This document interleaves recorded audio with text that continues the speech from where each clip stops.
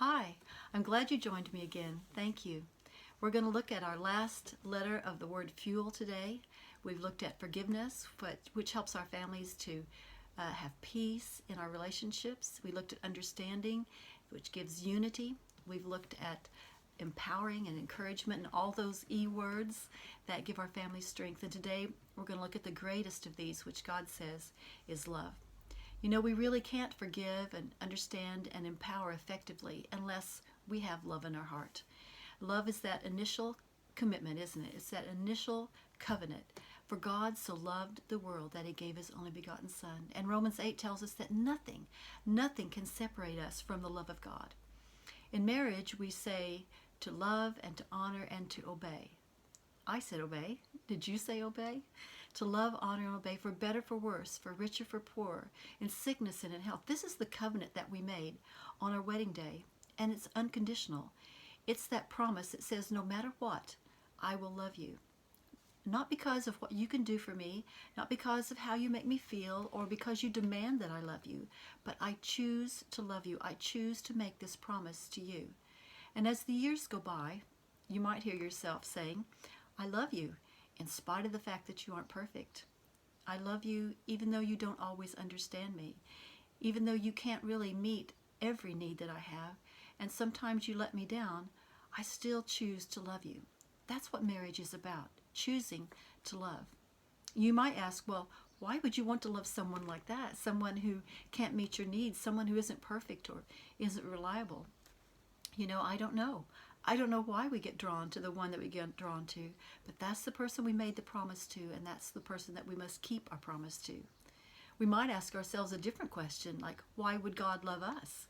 We aren't perfect. We surely don't understand him, and we're not reliable. Our love for him ebbs in and out, but God loves us continually, unconditionally. He loves because he is love. That is an undeniable fact. And of all the loves that you can experience, his is the greatest. I find that just meditating on how much he loves me just creates so many emotions in my heart. For me, it creates thanksgiving because I know I do not deserve the love that he gives me, but it's there for me all the time. He's there when I need his love. And it brings humility because, once again, I do not deserve it. I've done nothing to deserve his love. It's only his mercy that grants it, and I am a gracious recipient of that grace and love. And it wells up joy in my heart because I know that his love for me is perfect, and it's beautiful, and it warms my heart. The question for today is then, how do I express this love that's been given to me, to those around me? You know, love, or the way of expressing love, is really a fine art, isn't it? We have to practice it every day. It doesn't really come naturally to us. We're really quite selfish creatures. We think of ourselves first most of the time. And sometimes we get our love wrong. Sometimes we fail. Love requires discipline and concentrated effort. It takes a lot of patience and some genuine concern to keep loving and to help love grow, especially when we face hard and uncertain times. When we work at loving someone, we're going to show it by the giving and the caring that we do. It's going to come out in our responsibility toward them, our respect and our understanding, along with forgiveness and empowering. And if we want to feel love, then we have to start by acting loving. You know, love is a response and it's a choice. We can't scream and bawl at our family and expect them to interpret that as love. And we can't push people away or put them off and then be upset when they act aloof or distant. Because love draws, doesn't it? It draws us in. It creates a safe atmosphere, a safe environment. And it's made up of a level of commitment and intimacy and real passion as two individuals, be it mother and child, father and son, husband and wife, two individuals desiring to give and to receive from each other. Let's take just a moment and look at God's love. You know, God is the initiator of love. He loved us first, right? Not that we loved him, but he loved us first. He's the example. So love requires an initiator. Someone has to start it, don't they? And God took that initiative. If we want someone to love us, then we're going to have to exhibit that love in some manner before they notice. We've got to get their attention. And throughout marriage, we want to keep their attention. We want to continue that initiating of love each day so that we can keep loving each other and keep being lovable ourselves. God is also the example in choosing to love. You know, Israel was just a small nation. God said they had no real redeeming qualities, but he chose to love them. And he made a covenant with them. And he's going to keep his covenant all the way to the end. There are times when God and Israel get along just fine. And there's other times when they're at great odds with each other. But God's love for them still never changed. And his love for us never changes either. He never falls out of love with us. Isn't that wonderful? He never falls out of love with us. We, however, are not like that, are we? We're sinful creatures. We fail to keep our promises. We grow weary and we lose our commitment. And even in long-term marriages, if you will ask them, they will tell you there are times when it's really hard and loving takes all the strength they can find. But it's always well worth it in the end. Maybe during this time of isolation, your love has been tested. Maybe you've grown weary with your spouse or your children and you just feel like giving up. It all seems just too hard and you're struggling to find the faith and the hope and the love that you need to carry on. Let me share with you some things that I do when I get to that point. You know, everybody gets there. Everybody gets there. But you can come through it. So when my love grows weary, I ask myself a few questions and I think through a few things. I usually start with what drew me to them initially. And I look at the qualities that sparked my love and my interest. When it comes to my children, that's not too hard. A few little baby pictures, a few little hugs or smiles, and I'm back to loving my children. I forgive, and it's just kind of all over because they have a way, don't they, of just warming up your heart. But with your husband or your wife, sometimes it's a little harder. But you have to just go back. What was it that drew you to that person? Tom and I have been married 47 years this year, this coming June, but I still remember the boyfriend that I fell in love with. He was fun, he had loads of friends, he had good character, and he treated me better than anyone ever had. I really admired him, and I still do. It doesn't take me long to remember those qualities that drew me to him, and he still has them today. Even if we're going through a rough patch, he's still my boyfriend. That's who he is. And then I think about what good memories I have. Thinking through all the fun times, it helps me to put the hard times into perspective. You know, we've come through some tough times, and we're all going through a tough time right now, but we can survive it. We can pull through. Do I really want to throw away all the years of the things that we've come through, all the history that we've developed, all the stories, the family stories that are there? And can I not see how much I have changed through these things? Maybe he's changed too, but that's okay. We've grown, and we've grown together. Do I really want to throw that away? The third thing I think about is my actual decision and commitment on that day that I made to him and to God.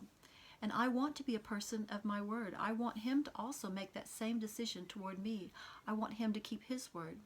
So I again choose to forgive and to understand and to serve. And then I'm empowered to keep my commitment and to get my focus off myself and to live by faith and by fact. And then my feelings, they will come tagging along later if I will keep my commitment. I want to give my husband or my child the same grace that God has given me to forgive, even as God, for Christ's sake, hath forgiven you. Remember that verse in Ephesians chapter 4. Then I think to myself, who am I trusting to meet my need? You know, I've learned that God is the only one who really can take care of me, to take care of me and understand me. We talked about that in understanding. And when I get my focus onto people or the other person in my life to meet my needs, I'm really setting myself up for a disappointment. Oh, sure, he might bring flowers and chocolates and say he's sorry, and that's fine. That needs to happen sometimes. But he can't be there for me in the dark of night when my thoughts are whirling, and he can't be that comfort that I need when I can't even express how I feel. Only God can do that. So I need to realistically let him be human and put my focus back on God alone. Isaiah chapter 31 and verse 1 warns us against looking for help in anyone but God or anything but God. He is our help. He is the only one who answers prayer. He is the only one who truly understands. And finally, I ask myself, where have I worked ill or not done good? And I want to give you two keys about love. Romans 13 and verse 10 says, "Love worketh no ill." Love doesn't seek to cause difficulty. It isn't obstinate or stubborn. It's yielding and approachable. So which way am I? Am I a part of the problem? What about my attitude? Am I creating that drawing type of love that we mentioned, or am I pushing away? Am I bawling and making noise and being difficult and working ill? In Proverbs chapter 31, it says, "She will do him good and not evil all the days of his life." And that's a tall order. One place, one time in my life, someone put this up as, they called it the marriage test. Here's one way to test your marriage. Are you doing good and not evil to the other person? So am I doing good? You know, it's more than washing his clothes and cooking meals and cleaning his house. Am I good to him? Do I forgive? Do I understand his pressures? Do I support him and strengthen him? Or am I complaining and pouty and angry and mouthy and difficult to please? And what about the other side of the coin? Husbands, are you doing good? Are you supporting your family emotionally and physically and spiritually? Are you being the leader and the initiator of love in your home as the example of Christ would be? Do you take time and pay attention? Or do you sit around waiting to be served? Are you demanding and dictatorial, or do you show grace and understanding? You know, usually by the time I get to my responsibility, I'm feeling quite humble and I'm ready to try again, to make a choice to forgive and to understand and to encourage myself or empower myself to stay committed. You know, we could spend a lot of time looking at marital love, couldn't we? We could do a real deep study on what the difference is between a covenant and a contract. We could talk for days about the difference between men and women and how they relate and communicate, but we don't have time for that. What we do have time for is a call to love, to remind ourselves that love is the greatest thing. Love covers all things. It believes all things, hopes all things, endures all things. So when you pillow your head tonight, take time to thank God for your family. Even if you're isolated from them, take time to thank Him for each one and call them each by name. Think of the beautiful things about them, the things you love, the things that make you smile. Then let your mind think only on the happy memories, the family moments you've shared, the miles that you've traveled together. And ask the Lord to renew your love for each of them. Recommit yourself to loving them and showing your love to them. Take them to the Lord and ask Him to bless them and to forgive you for the places where you have expected more of them than they could deliver, where you have been ill-tempered or impatient, where you have failed to show the kindness and the consideration that love demands, and where you have grown weary in well-doing. Then, when you wake up in the morning, start your day with loving actions, loving words. Forgive, understand, empower, and above all, love. And I pray God carries you and your family through these remaining days of isolation, and you come out a more peaceful and united, strengthened, and loving unit for His glory.